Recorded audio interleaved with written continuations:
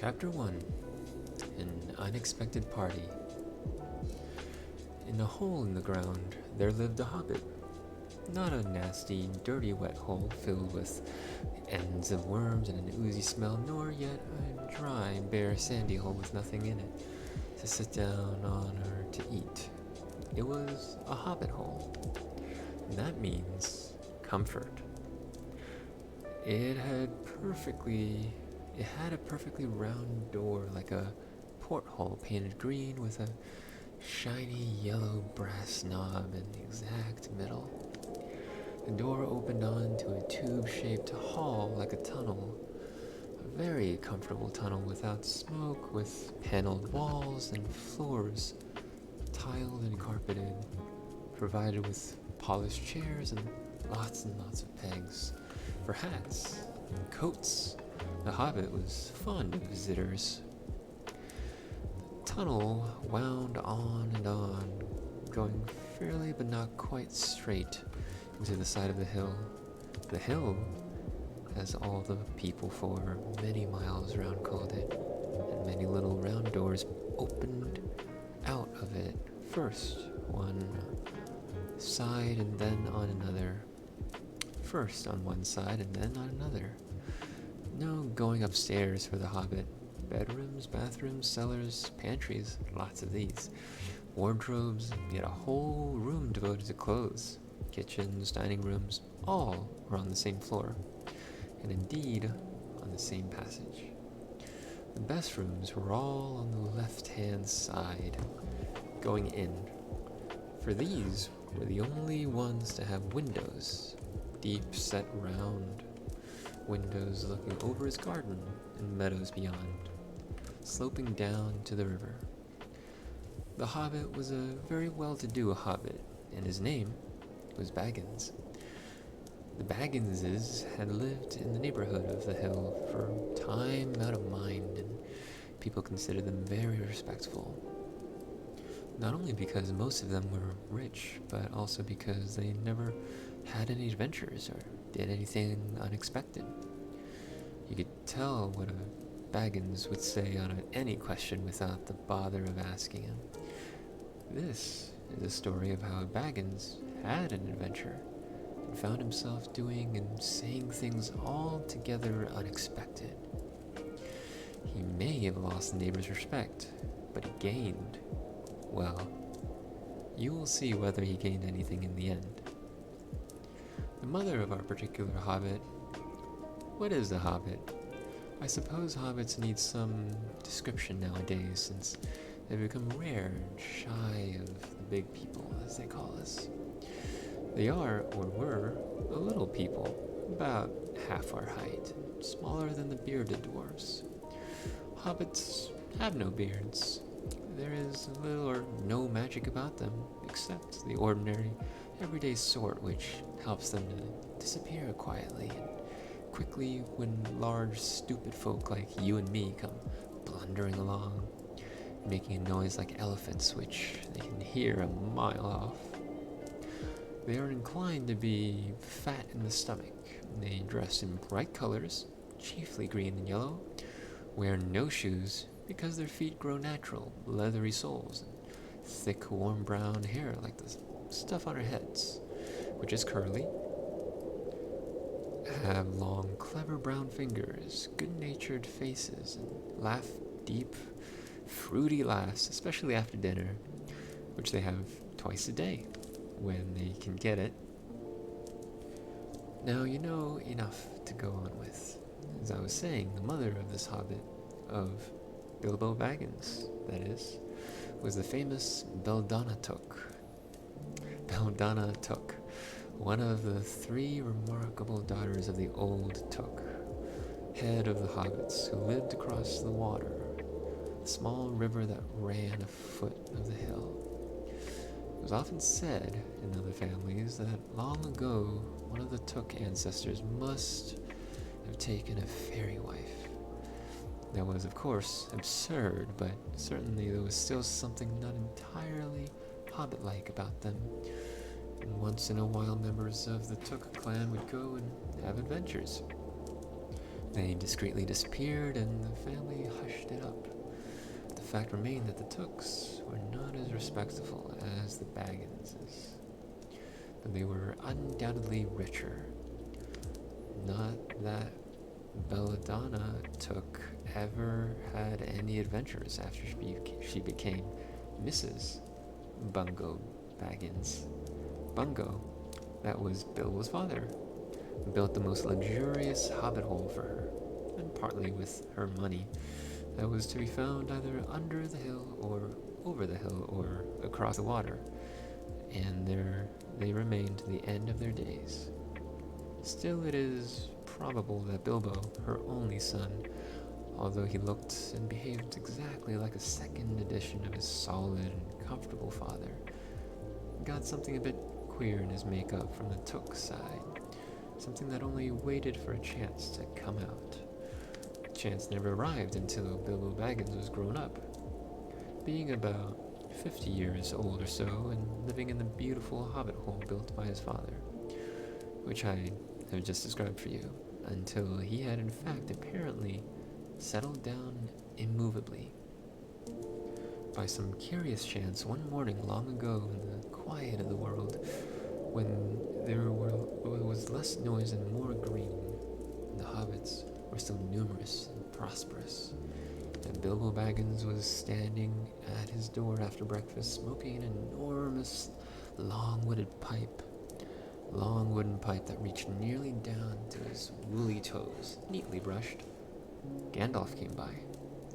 Gandalf, if you had heard only a quarter of what I have heard about him, and I have only heard very little of all there is to hear, you would be prepared for any sort of remarkable tale.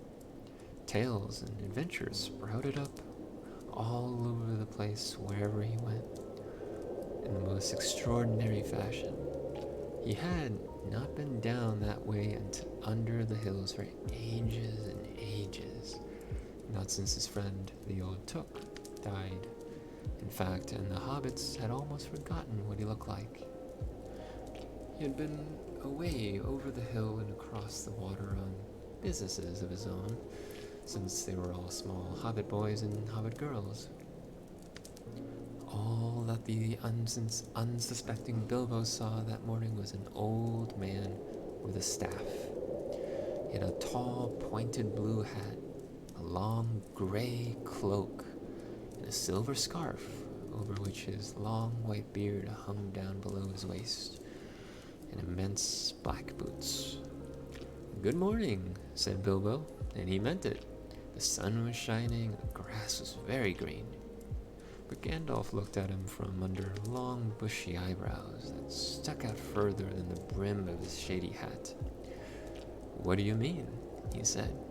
"Do you wish me a good morning, or mean that it is a good morning, whether I want it or not? Or that you feel good this morning, or that it is a morning to be good on?" "All of them at once," said Bilbo, "and a very fine morning for a pipe of tobacco out of doors, into the bargain. If you have a pipe about you, sit down and have a fill of mine. There's no hurry. We have all day before us." Then Bilbo sat down on a seat by his door, crossed his legs, and blew out a beautiful gray ring of smoke that sailed up into the air without breaking and floated away over the hill. "Very pretty," said Gandalf, "but I've no time to blow smoke rings this morning. I'm looking for someone to share in an adventure that I am arranging, and it's very difficult to find anyone." "I should think so in these parts. We are plain quiet folk and have no use for adventures. Nasty, disturbing, uncomfortable things make you late for dinner. I can't think what anybody sees in them," said our Mr. Baggins, and stuck one thumb behind his braces and blew out another even bigger smoke ring. Then he took out his morning letters and began to read, pretending to take no more notice of the old man. He had decided that he was not quite his sort and wanted him to go away. But the old man did not move. He stood leaning on his stick and gazing at the hobbit without saying anything, till Bilbo got quite uncomfortable, and even a little cross. "Good morning," he said at last. "We don't want any adventures here, thank you. You might try over the hill or cross the water." By this he meant that the conversation was at an end. "What a lot of things you do use good morning for," said Gandalf. "Now you mean that you want to get rid of me, and that it won't be good till I move off." Not at all, my dear sir. Let me see. I don't think I know your name." Yes, my dear sir, and I do know your name, Mr. Bilbo Baggins. And you do know my name, though you don't remember that I belong to it. I am Gandalf, and Gandalf means me. To think that I should have lived to be good morninged by Belladonna Took's son, as if I was selling buttons at the door. Gandalf, good gracious me, not the wandering wizard that gave old Took a pair of magic diamond studs that fastened themselves and never came undone till ordered. Not the fellow who used to tell such wonderful tales at parties about dragons and goblins and giants and the rescue of princesses and the unexpected luck of the widow's sons. Not the man that used to make such particularly excellent fireworks. I remember those. Old Took used to have them on Midsummer's Eve. Splendid! They used to go up like great lilies and snapdragons and laburnums of fire and hang in the twilight all evening. You will notice already that Mr. Baggins was not quite so prosy as he liked to believe, and also that he was very fond of flowers. Dear me, he went on, not the Gandalf who was responsible for so many quiet lads and lasses going off into the blue for mad adventures. Anything from climbing trees to visiting elves, or sailing in ships, sailing it to other shores. Bless me, life used to be quite you used to upset things badly in these parts once upon a time. I beg your pardon, but I had no idea you were still in business." "Where else should I be?" said the wizard. "All the same, I'm pleased to find you remember something about me. You seem to remember my fireworks kindly, at any rate, and that is not without hope. Indeed, for your old grandfather Took's sake, and for the sake of poor Belladonna, I will give you what you asked for." "I beg your pardon, I haven't asked for anything." "Yes, you have. Twice now." "My pardon, I give it to you. In fact, I will go so far as to send you on this adventure. Very amusing for me, very good for you, and profitable too, very likely, if you ever get over it." "Sorry, I don't want any adventures, thank you. Not today. Good morning, but please come to any time you like. Why not tomorrow? Come tomorrow. Goodbye." With that, the hobbit turned and scuttled inside his round green door and shut it as quickly as he dared. Not to seem rude, wizards, after all, are wizards. "What on earth did I ask him to tea for?" he said to himself as he went to the pantry. He only just had breakfast tea, but he thought a cake or two and a drink of something would do him good after his fright.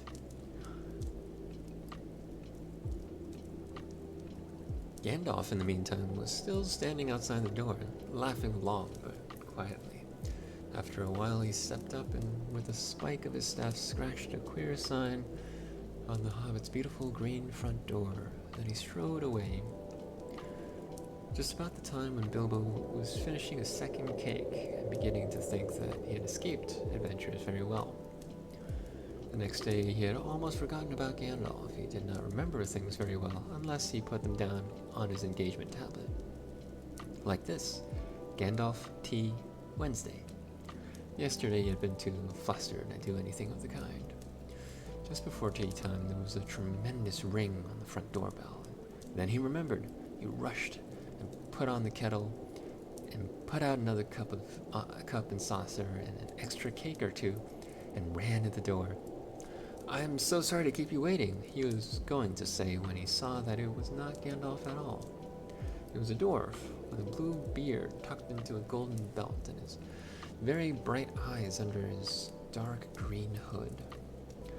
As soon as the door was open, he pushed inside, just as if he had been expected. He hung his cloak on the nearest peg, and "Dwalin at your service," he said with a low bow. "Bilbo Baggins at yours," said the hobbit, too surprised to ask any questions for the moment. When the silence that followed had become uncomfortable, he added, "I'm just about to take tea. Pray come and have some with me."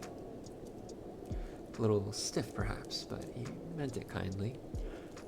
"And what would you do if an uninvited dwarf came and hung his things up in your hall without a word of explanation?" They had not been at table long. In fact, they had hardly reached the third cake when there came another even louder ring at the bell. "Excuse me," said the hobbit, and off he went to the door. "So you have got here at last." That was what he was going to say to Gandalf this time. But it was not Gandalf. Instead, it was a very old-looking dwarf on the step with a white beard and a scarlet hood. And he too hopped inside as soon as the door was open, just as if he had been invited. "I see they've begun to arrive already," he said, when he caught sight of Dwalin's green hood hanging up. He hung his red one next to it, and "Balin at your service," he said with his hand on his breast. "Thank you," said Bilbo with a gasp. It was not the correct thing to say, but they have begun to arrive. Had flustered him badly. He liked visitors, but he liked to know them before they arrived, and he preferred to ask them himself. He had a horrible thought that the cakes might run short, and then he, as the host, he knew his duty and stuck to it, however painful. He might have to go without. "Come along in and have some tea," he managed to say after taking a deep breath. "A little beer would suit me better if it's all the same to you, my good sir," said Balin with the white beard. "But I don't mind some cake, seed cake if you have any." "Lots," Bilbo found himself answering to his own surprise, and he found himself scuttling off to the cellar to fill a pint beer mug, and then to a pantry to fetch 2 beautiful round seed cakes which had baked that afternoon for his after-supper morsel. When he got back, Balin and Dwalin were talking at the table like old friends. As a matter of fact, they were brothers. Bilbo plumped down the beer, the cake in front of them, when loud came a ring at the bell again, and then another ring. Gandalf for certain this time, he thought, as he puffed along the passage. But it was not. It was 2 more dwarves, both with blue hoods, silver belts, and yellow beards, and each of them carried a bag of tools and a spade. In they hopped. As soon as the door began to open, Bilbo was hardly surprised at all. "What can I do for you, my dwarves?" he said. "Killy at your service," said the one, and "Filly," added the other, and they both swept off their blue hoods and bowed. "At yours and your families," replied Bilbo, remembering his manners this time. "Dwalin and Balin here already, I see," said Killy. "Let us join the throng." "Throng," thought Mr. Baggins. "I don't like the sound of that.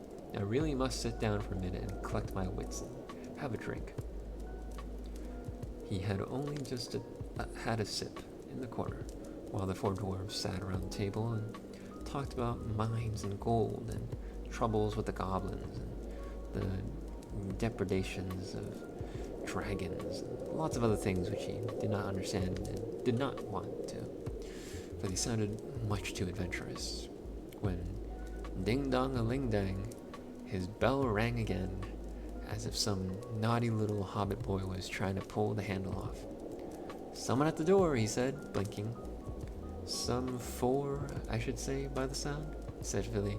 "Besides, we saw them coming along behind us in the distance." The poor little hobbit sat down in the hall and put his head in his hands, and wondered what had happened, and what was going to happen, and whether they would all stay to supper. Then the bell rang again, louder than ever, and he had to run to the door. It was not 4 after all. It was 5. Another dwarf had come along while he was wandering in the hall. He had hardly turned the knob before they were all inside, bowing and saying, "At your service," one after another.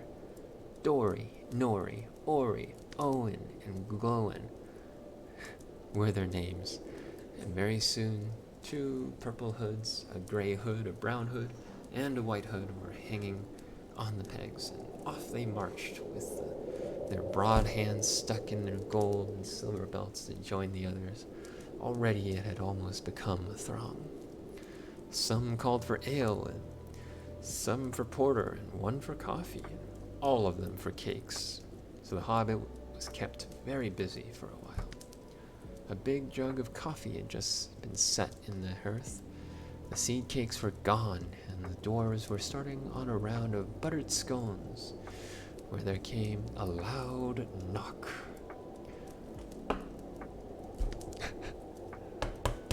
Not a ring, but a hard rat-tat on the hobbit's beautiful green door. Somebody was banging with a stick.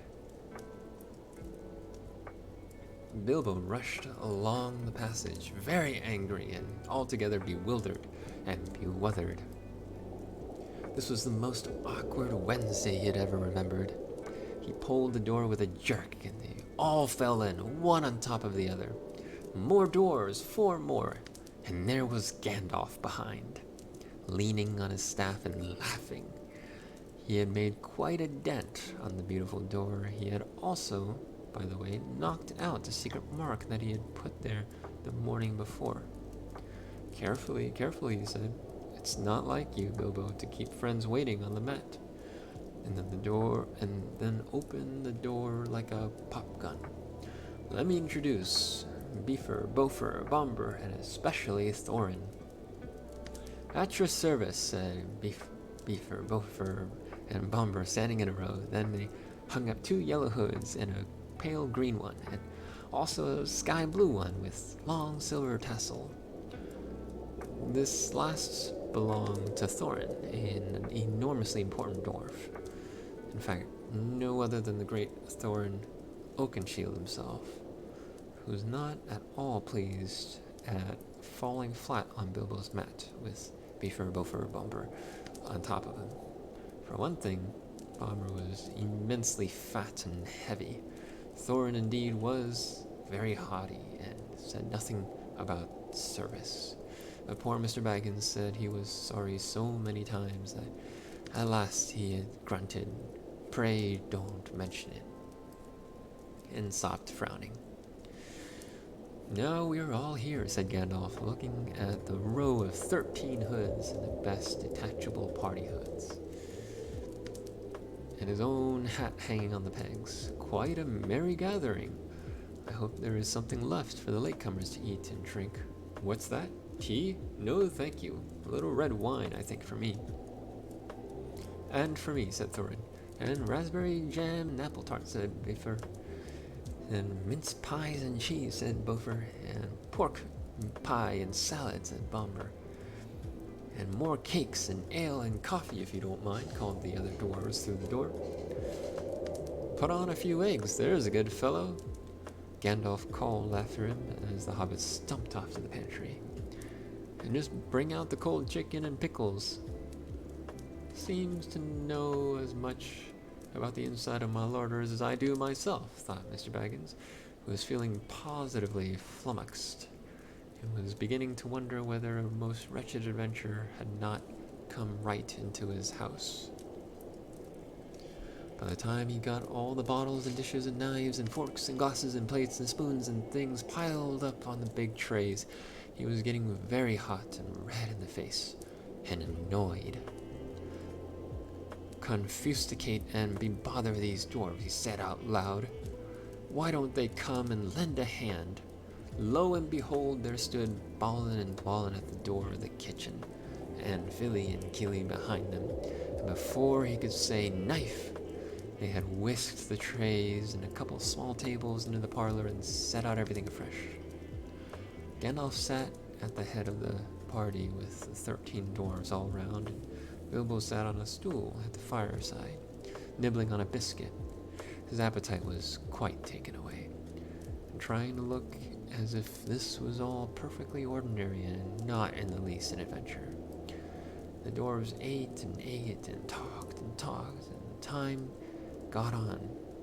At last, they pushed their chairs back, and Bilbo made a move to collect the plates and glasses. "I suppose you will all stay to supper?" he said in his politest, unpressing tones. "Of course," said Thorin, "and after. We shan't get through the business till late, and we must have some music first. Now to clear up." Thereupon the 12 dwarves, not Thorin, he was too important, and stayed talking to Gandalf, jumped to their feet, and made tall piles of all the things. Off they went, not waiting for trays, balancing columns of plates, each with a bottle on top with one hand, while the hobbit ran after them, almost squeaking with fright. "Please be careful, and please don't trouble. I can manage." The dwarves only started to sing. "Chip the glasses and crack the plates, blunt the knives and bend the forks. That's what Bilbo Baggins hates. Smash the bottles and burn the corks. Cut the cloth and tread on the fat.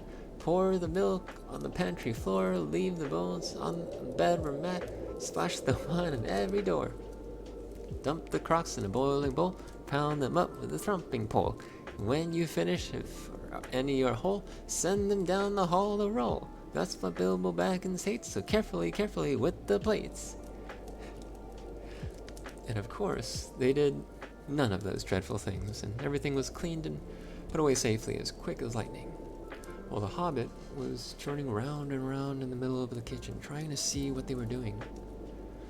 Then they went back and found Thorin with his feet on the fender smoking a pipe. He was blowing the most enormous smoke rings, and wherever he told one to go, it went. Up the chimney, or behind the clock on the mantelpiece, or under the table, or round and round the ceiling, but wherever it went, it was not quick enough to escape Gandalf. Pop!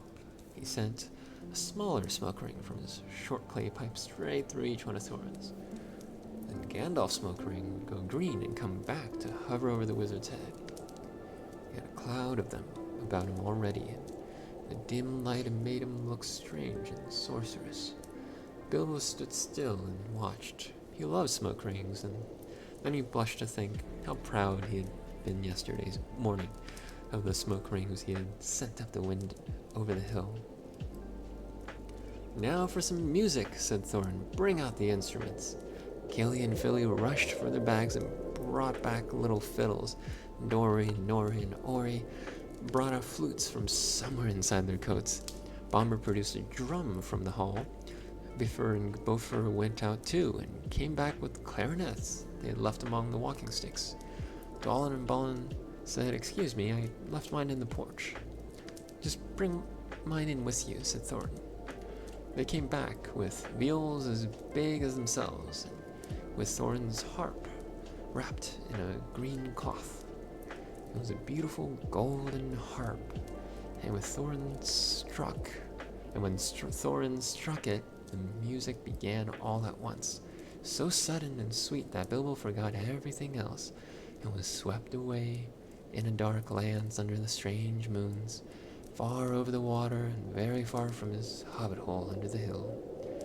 The dark came into the room from a little window that opened in the side of the hill. The firelight flickered. It was April, and they still played on, while the shadow of Gandalf's beard wagged against the wall. The dark filled all the room, and the fire died down. The shadows were lost, and they still played on. And suddenly, first one and then another began to sing as they played, deep-throated singing of the dwarves in deep places of their ancient homes. And this was like a fragment of their song, if it can be like their song without their music.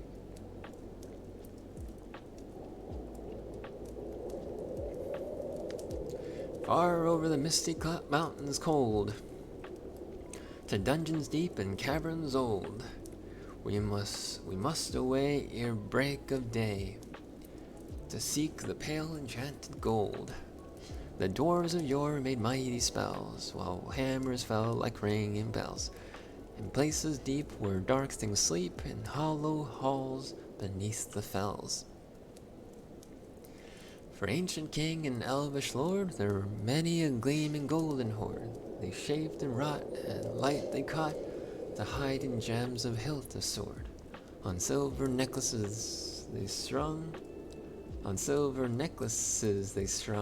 the flowering stars on crowns they hung. The dragon fire and twisted wire, they meshed the light of moon and sun. Far over the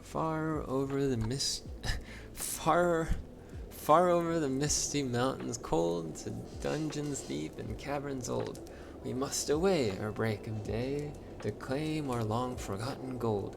Goblets they carved there for themselves, and harps of gold where no man delves. There lay they long, and many a song was sung unheard by men or elves. The pine were roaring on the height, the winds were moaning in the night.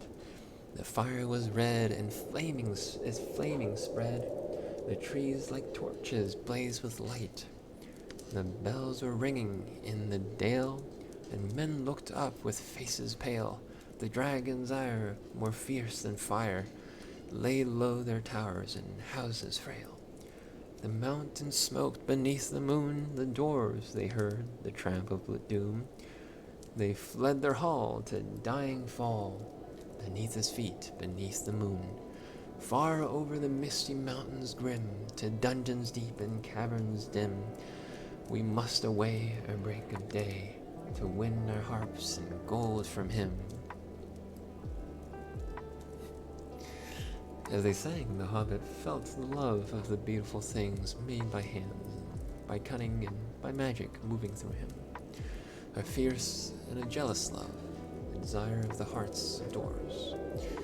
And something tookish woke inside of him, and he wished to go and see that great mountains, and hear the pine trees and the waterfalls, and explore the caves, and wear a sword instead of a walking stick. He looked outside. He looked out of the window. The stars were out in a dark sky above the trees.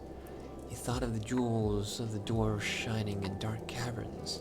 Suddenly, in the wood beyond the water, a flame leapt up. Probably somebody lighting a wood fire. And he thought of plundering dragons settling on his quiet hill and kindling it all to flames. He shuddered. And very quick, he was plain Mr. Baggins of Bag End, Underhill again.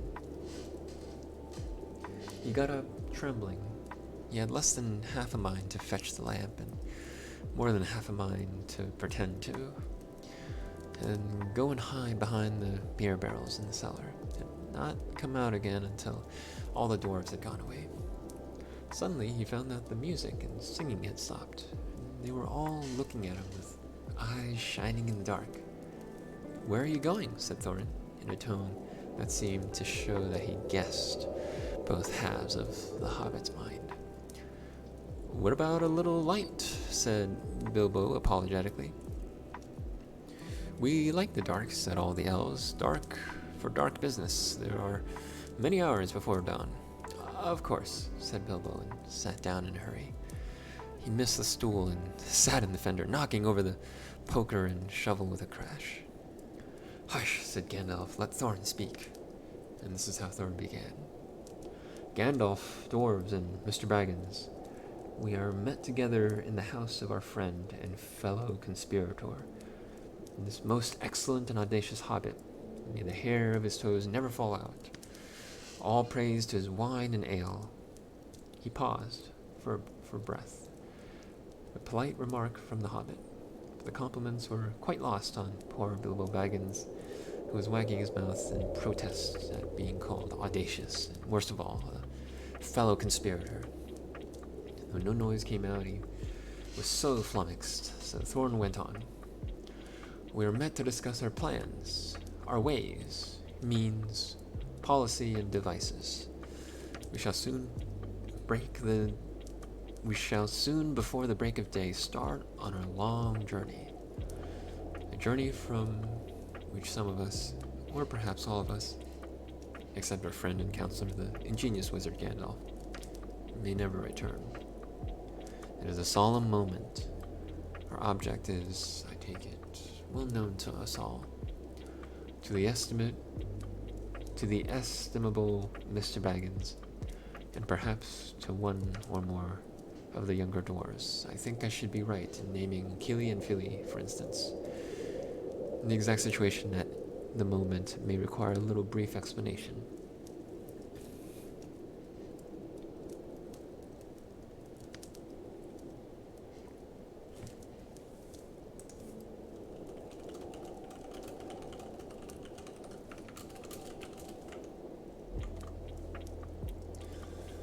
This was Thorin's style. He was an important dwarf. If he had been allowed, he would probably have gone on like this until he was out of breath, without telling anyone there anything that was not known already. But he was rudely interrupted. Poor Bilbo couldn't bear it any longer, and at "may never return," he began to feel a shriek coming up inside, and soon it was a burst out like the whistle of an engine coming out of a tunnel. All the dwarfs sprang up, knocking over the table. Gandalf struck a blue light on the end of his magic staff. In its firework glare, the poor little hobbit could be seen kneeling on the hearth rug, shaking like a jelly that was melting. Then he fell flat on the floor and kept on calling out, struck by lightning, over and over again. And that was all they could get out of him for a long time.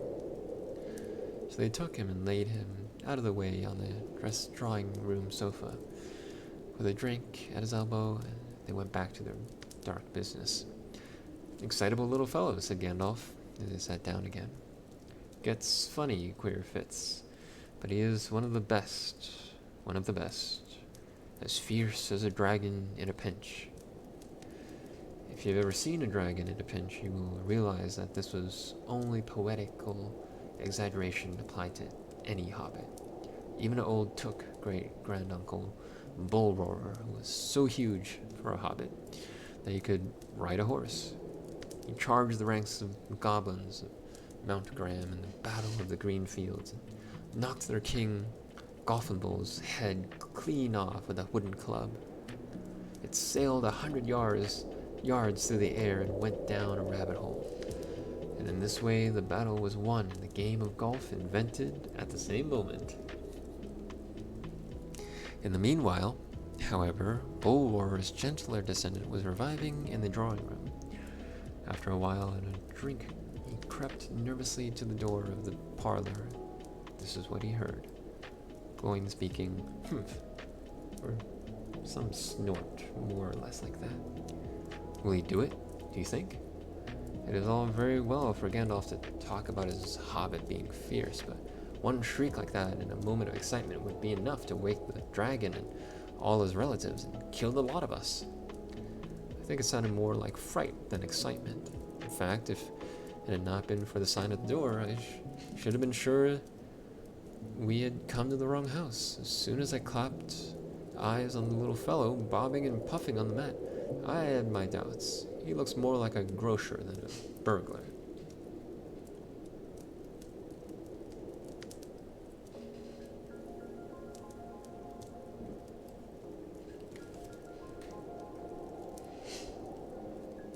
Then Mr. Baggins turned the handle and went in.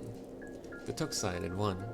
He suddenly felt he would go without bed and breakfast to be thought fierce. As for a little fellow bobbing on the mat, it was almost made him really fierce.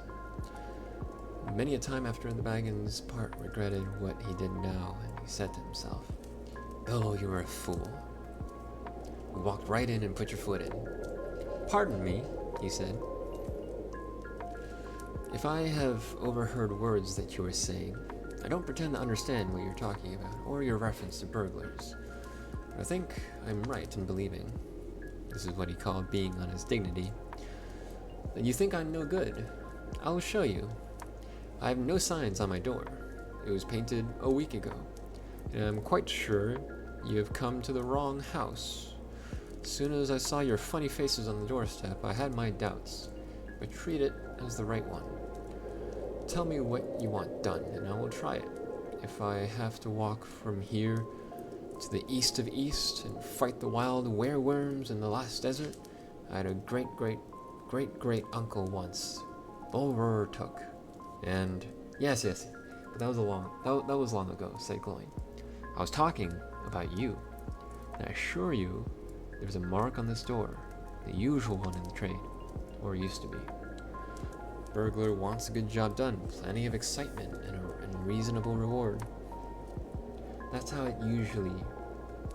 is usually read. You can say expert treasure hunter instead of burglar, if you like. Some of them do. It's all the same to us. Gandalf told us that there was a man of this sort in these parts looking for a job at once, and that he had arranged for a meeting here this Wednesday tea time. Of course, there is a mark, said Gandalf. I put it there myself, for very good reasons. You asked me to find the 14th man for your expedition, and I chose Mr. Baggins. Just let anyone say I chose the wrong man or the wrong house, and you can stop at 13, and have all the bad luck you like, or go back to digging coal. He scowled so angrily at Glowing that the dwarf huddled back in his chair. When Bilbo tried to open his mouth to ask a question, he turned and frowned at him, stuck out his bushy eyebrows till Bilbo shut his mouth tight with a snap. And that's right, said Gandalf. Let's have no more argument. I've chosen Mr. Baggins, and that ought to be enough for all you.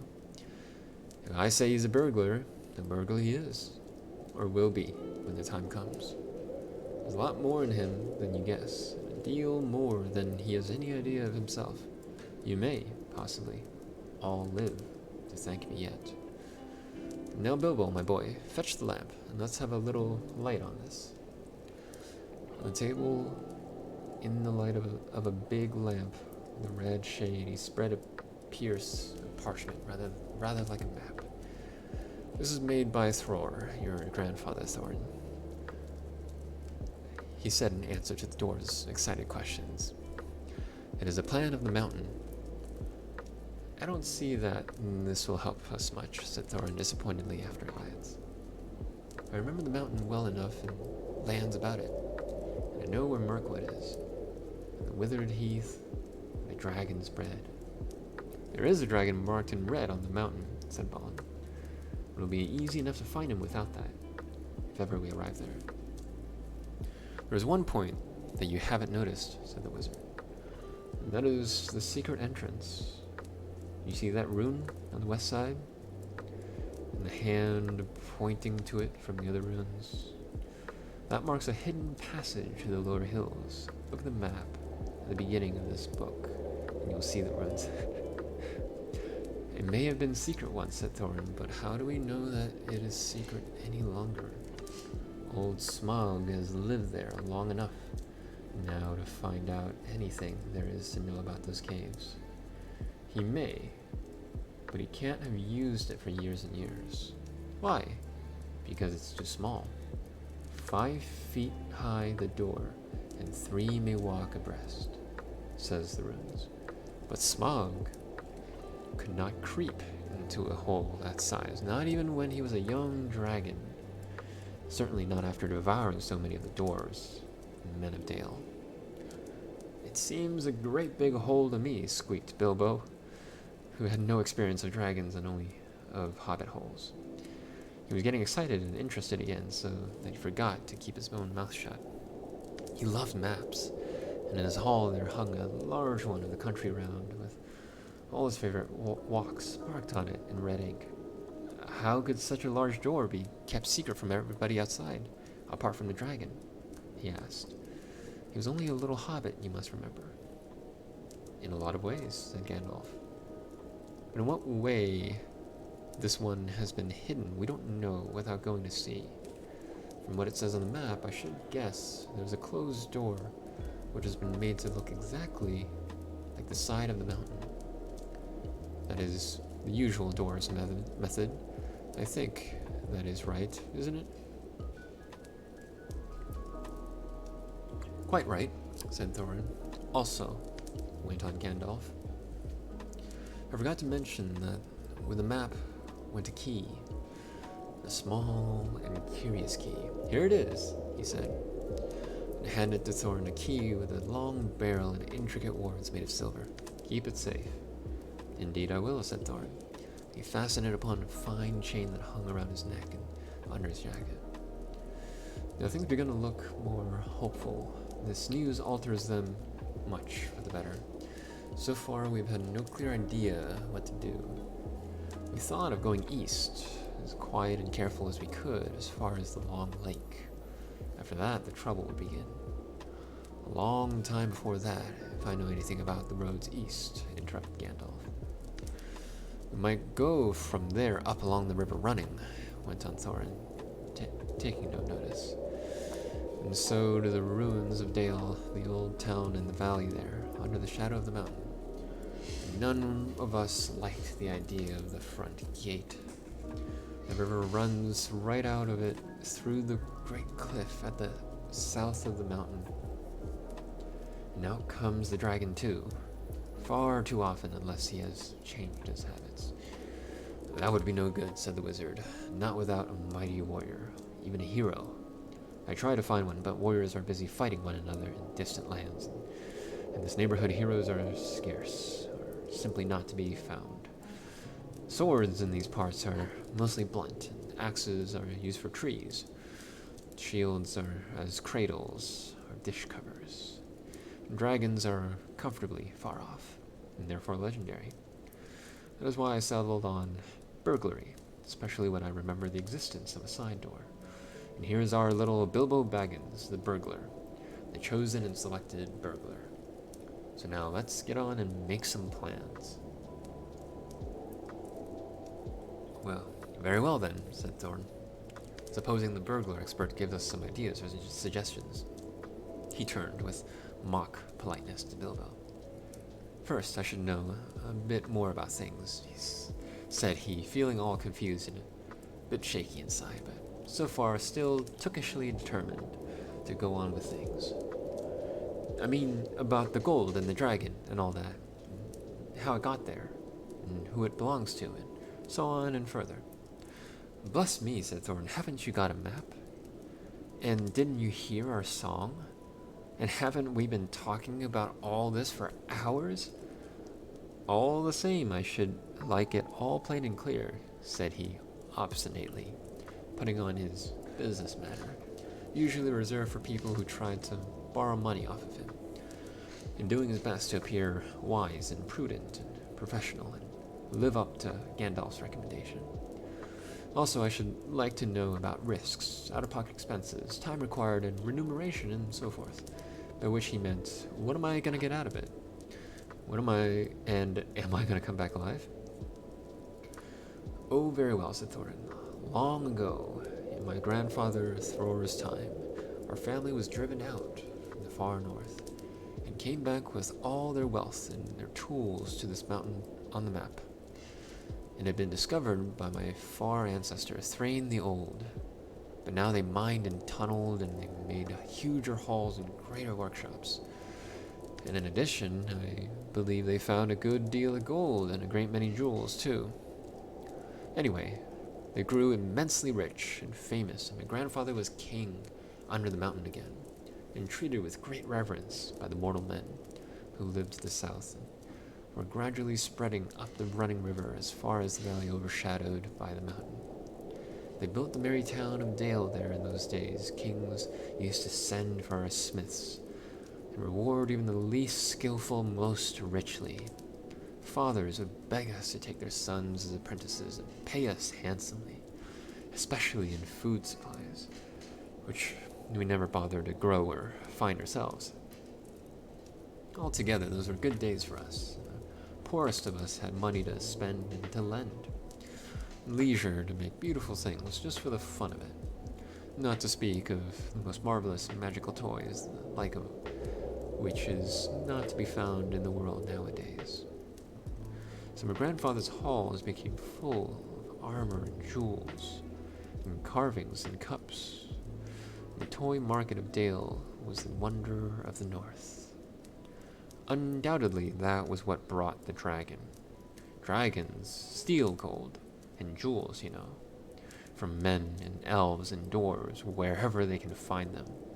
And they guard their plunder as long as they live, which is practically forever, unless they are killed, and never enjoy a brass ring of it. Indeed, they hardly know a good bit of work from a bad, though they usually have a good notion of the current market value. They can't make a thing for themselves, not even mend a little loose scale of their armor. There were lots of dragons in the north in those days, and gold was probably getting scarce up there, with the dwarves flying south or getting killed. And all the general waste and destruction that dragons make going from bad to worse. There was a most specially greedy, strong, and wicked worm called Smaug. One day he flew up into the air and came south. The first we heard of it was a noise like a hurricane coming from the north, and the pine trees and the mountain crackling and creaking and cracking in the wind. Some of the dwarves who happened to be outside, I was luckily a fine adventurous lad in those days, I was wandering about, and it saved my life that day. Well, from a good way we saw the dragon settle down on our mountain in a spout of flame.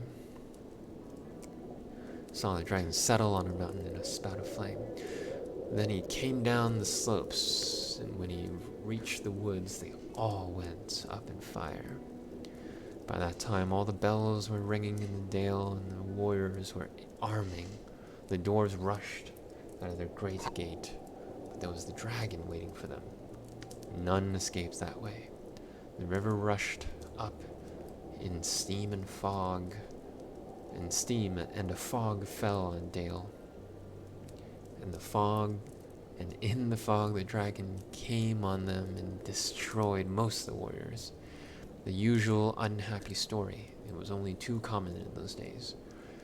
And then he went back and crept in through the front gate and rooted out all the halls and lanes and tunnels, alleys, cellars, mansions, and passages.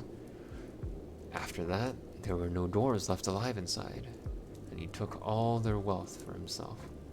Probably, for that is the dragon's way. He has piled it all up in a great heap far inside and sleeps on it for a bed. Later, he used to crawl out of the great gate and come by night to Dale and carry away people, especially maidens, to eat, until Dale was ruined and all the people were dead or gone. What goes on there now, I don't know for certain, but I don't suppose anyone lives nearer to the mountain than the far edge of the long lake nowadays.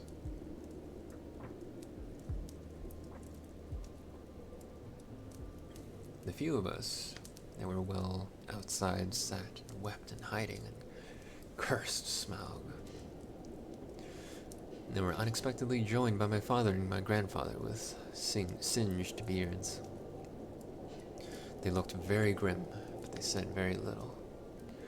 When I asked how they got away, they told me to hold my tongue, and said that one day in the proper time I should know. After that, we went away,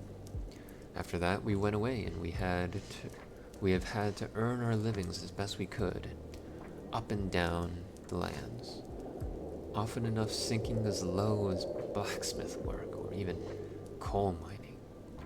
But we have never forgotten our stolen treasure. And even now, when I will allow, we have a good bit laid by and are not so badly off. Here Thorin stroked the gold chain around his neck. We still mean to get it back and to bring our curses home to Smaug, if we can. I have often wondered about my father and my grandfather's escape. I see now they must have had a private side door which only they knew about.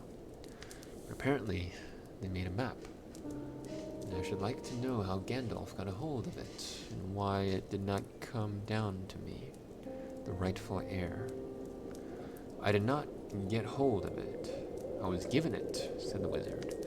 Your grandfather, Thror, was killed, you remember, in the mines of Moria, by Azog the Goblin. Curse his name, yes, said Thorin. And Thrain, your father, went away on the 21st of April, 100 years ago, last Thursday, and has never been seen by you since. True, said Thorn. Well, your father gave me this to give to you. If I have chosen my own time and way of handing it over, you can hardly blame me, considering the trouble I had to find you. Your father could not remember his own name when he gave me the paper, and he never told me yours. So on the whole, I think I ought to be praised and thanked. Here it is, said he, handing the map to Thorin. I don't understand, said Thorin, and Bilbo felt he would have liked to say the same. The explanation did not seem to explain. Your grandfather, said the wizard slowly and grimly, gave the map to his son for safety before he went to the mines of Moria. Your father went away to try his luck with the map after your grandfather was killed. And lots of adventures of a most unpleasant sort he had, but he never got near the mountain. How he got there I don't know, but I found him a prisoner in the dungeons of the necromancer. Whatever were you doing there? Asked Thorin with a shudder, and all the dwarves shivered. Never you mind. I was finding things out, as usual, and a nasty, dangerous business it was. Even I, Gandalf, only just escaped. I tried to save your father, but it was too late. He was witless and wandering and had forgotten almost everything except the map and the key. We have long ago paid the goblins of Moria, said Thorin. We must give a thought to the necromancers. Don't be absurd. He is an enemy far beyond the powers of all the dwarves put together. If they could all be collected again from the four corners of the world, the one thing your father wished for, his son to read the map and use the key.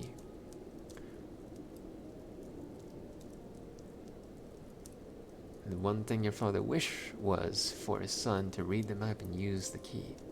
The dragon and the mountain are more than big enough tasks for you. Here, said Bilbo, and accidentally said it aloud. Hear what? They all said, suddenly turning towards him. He was so flustered that he answered, Hear what I have got to say. What's that? They asked. Well, I should say that you ought to go east and have a look around. After all, there is the side door, and dragons must sleep sometimes, I suppose. If you sit on the doorstep long enough, I dare say you will think of something. And well, don't you know, I think we have talked long enough for one night, if you see what I mean. What about bed, and an early start, and all that? I'll give you a good breakfast before you go. Before we go, I suppose you mean, said Thorin. Aren't you the burglar? And isn't sitting on the doorstep your job? Not to speak of getting inside the door. But I agree about bed. And breakfast. I like 6 eggs with my ham, when starting on a journey. Fried, not poached. And mind you, don't break them. After all, the others had ordered their breakfasts without so much as a please, which annoyed Bilbo very much. They all got up. The hobbit had to find room for all of them, and filled his spare rooms and made beds on chairs and sofas before he got them all stowed and went to his own little bed very tired and not altogether happy.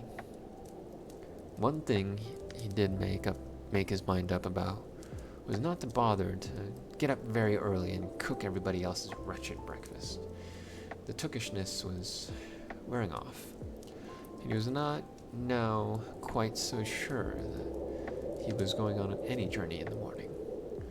As he laid in bed, he could hear Thorin still humming to himself in the best bedroom next to him. Far over the misty mountains cold, to dungeons deep and caverns old, we must away ere break of day to find our long forgotten gold. Bilbo went to sleep with that in his ears, and it gave him very uncomfortable dreams. It was a long day after the break of day when he woke up. End of chapter 1.